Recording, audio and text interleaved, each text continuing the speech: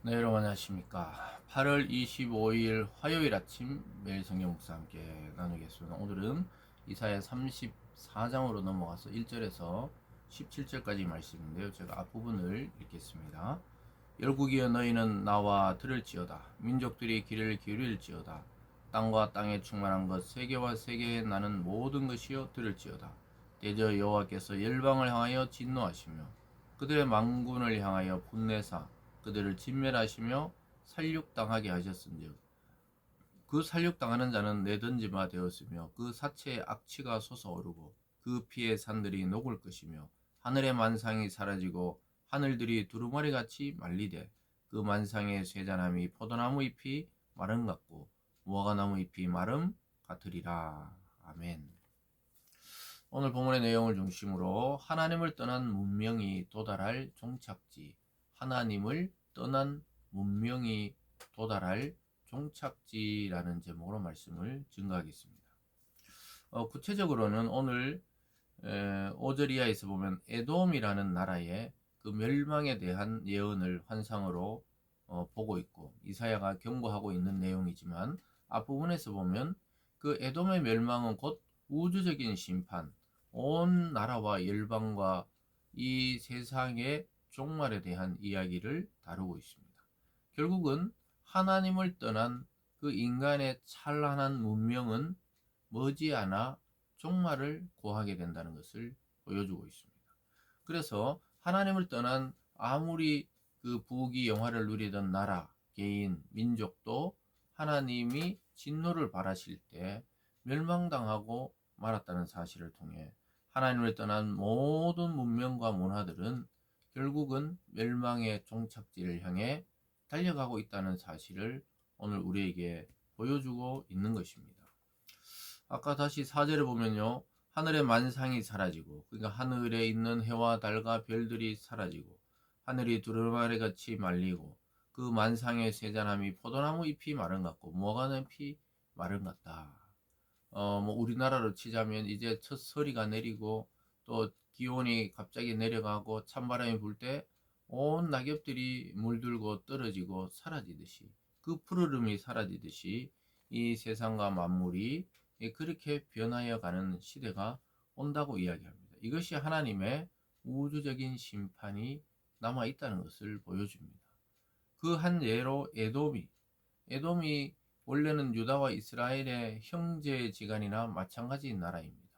왜냐하면 야곱과 에서 그 쌍둥이의 형 에서의 후손이 에돔입니다. 근데 에돔은 유다의 멸망을 그냥 조롱하고 방조하고 그냥 오히려 지켜보고 있었는데 하나님은 그것에 대해서 그 교만을 멸하시는 것을 보여주고 있습니다. 5절을 보면요. 여호와의 칼이 하늘에서 족하게 마셨은즉 보라 이것이 에돔 위에 내리며 진멸하시기로 한 백성 위에 내려 그를 심판할 것이라. 여호와의 칼, 심판의 칼, 멸망의 칼이 에돔을 친다는 것이죠. 완전히 진멸한다는 것은 완전히 흔적도 없이 사라지게 한다는 거예요. 진멸은 하나님께 바쳐 올린다는 의미가 있습니다. 여호수아서에서 하나님께서 여리고성을 정복할 때 진멸하라 그랬을 때 진멸은 하나도 남김없이 심판하고 멸망시키는 것이 하나님께 드려짐이 되는 것이죠.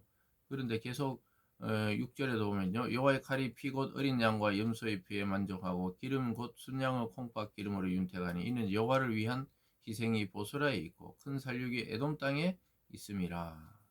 참 무서운 심판이 하나님의 그 칼, 그 심판이 에돔에 진행되고 있는 것을 보게 됩니다. 그래서 에돔의 그 당시 수도였던 보스라의 심판을 집행하시고 또 에돔을 치실 것이다. 희생제사를 위한 제물을 잡듯이 에돔을 친다는 거예요.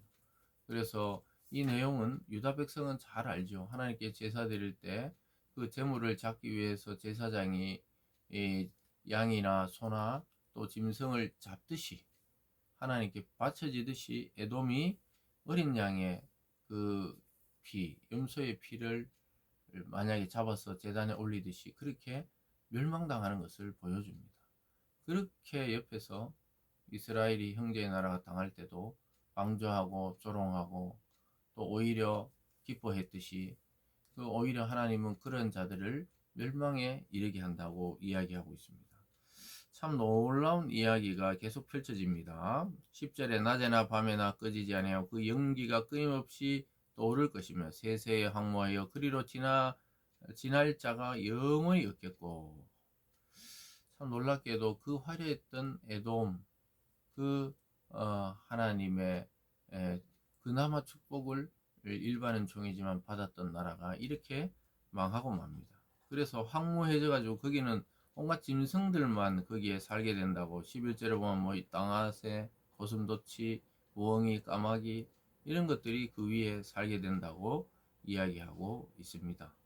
사랑하는 여러분, 황폐한 땅에는 인간이 살 수가 없습니다.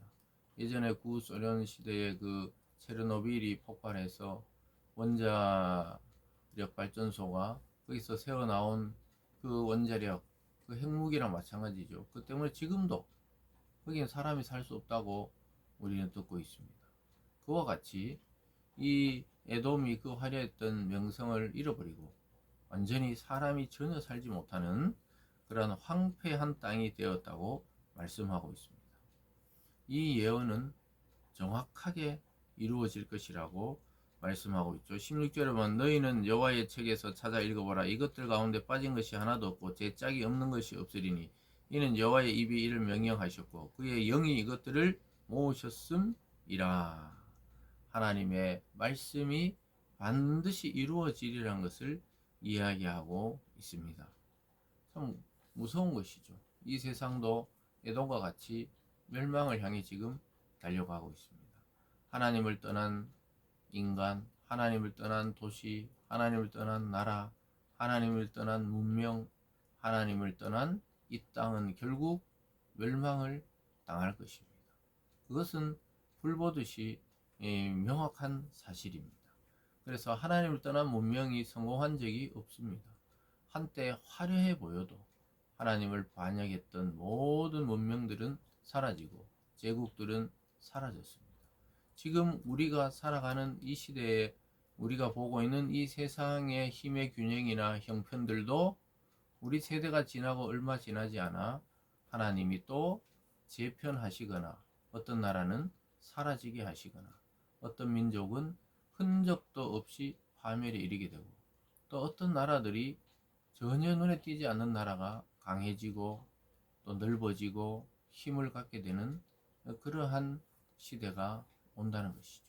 그래서 우리는 지금 현 시대만 바라볼 뿐이지만 이 성경을 통해 또 이사야서 오래된 이야기를 통해 하나님이 그렇게 실제 이루시고 온 역사를 통해 우리는 내일을 가늠해보고 미래를 또 전망해 봐야 하는 것이죠. 그래서 우리의 참된 소망이 있다면 이 땅에 있는 것들이 아니라 하나님과 하나님 나라 또 그분이 우리에게 주신 이 거룩한 말씀에 우리의 소망과 희망과 또 우리의 미래를 맡기지 않는다면 우리 개인이나 가정이나 도시나 나라나 민족이 에돔처럼 더 나가서 하나님의 우주적 심판이 있을 때 파멸에 이르는 그러한 존재밖에 안 될 것입니다. 오늘 이 하루 이 말씀을 잘 생각해 보시면서 내가 지금 무엇을 바라보고 또 누구를 생각하며 어느 방향으로 내 인생이 흘러가는지를 깊이 생각하고 하나님의 말씀을 따라 멸망당하는 것이 아니라 구원에 이르는 또 영원한 생명을 얻는 그 길을 향해 오늘 또 달려갈 수 있기를 주님의 이름으로 축복합니다. 기도하겠습니다. 사랑의 하나님 아버지, 유다의 멸망을 방조하던 에돔도 흔적도 없이 사라지고 황폐해질 땅이 될 것이라고 하나님께서 예언하고 있습니다. 하나님 아버지, 우리의 삶이 이 시대에 우리는 끝나겠지만 앞으로 전망을 해보며 또 영원한 세계를 바라볼 때 우리가 무엇을 의지하고 무엇을 바라봐야 하는지를 다시 한번 생각해 하시고 썩어져 없어질 이 땅의 것이 아니라 영원히 우리에게 생명 주시는 하나님과 그분의 말씀을 우리 영혼에 새기고 오늘도 당당히 믿음으로 승리하며 살아가는 우리 모든 성도들 되게 하여 주시옵소서. 감사드리며 예수님 이름으로 기도드리옵나이다. 아멘.